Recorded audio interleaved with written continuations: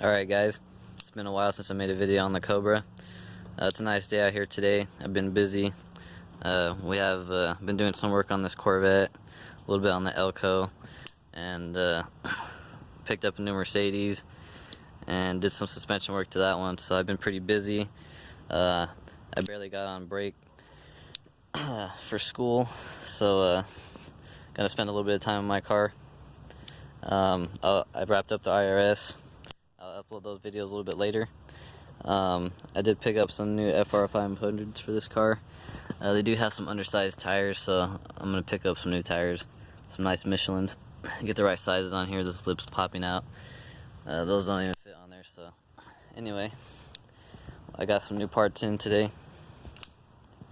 I picked up the Maximum Motorsports full-length subframe connectors. Got the powder-coated ones instead of the bare metal. So I'm gonna go ahead and open them up just to show what they come with. I had a silver 01 Cobra before with these on them, and it made the car, the Mustang, that was probably one of the best riding Mustangs I've ever been in so far. It was really solid. It handled great. Right, here's one. Has the tabs to align it to the frame rail. Here's another one. It also comes with these seat braces here. Let me open those up for you.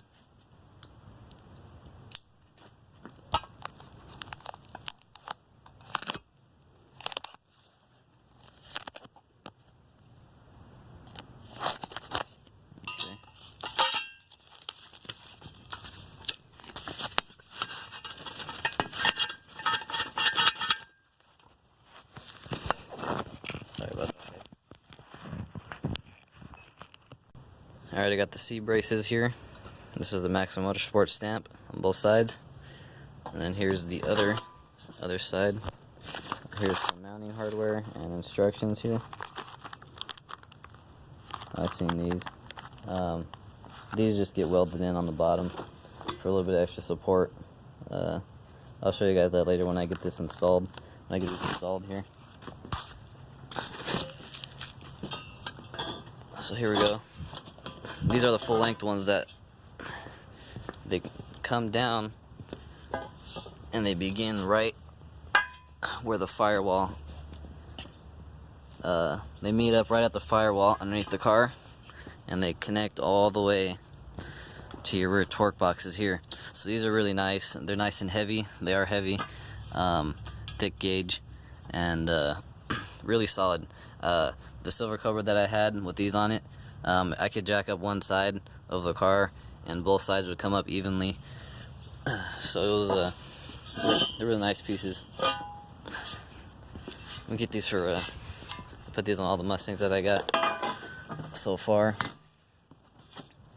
One thing you do need to know is when you install these, you want to support the car on all four wheels. You want to make sure the suspension is loaded, because you don't want to weld them on when the chassis is flexed in the wrong position.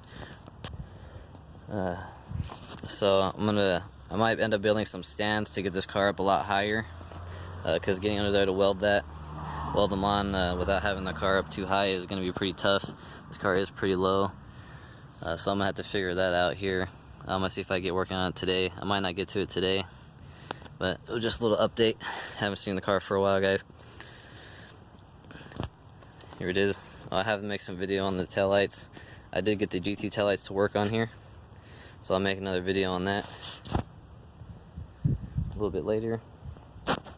I do have the original taillights, but I don't want them to get any damage to them.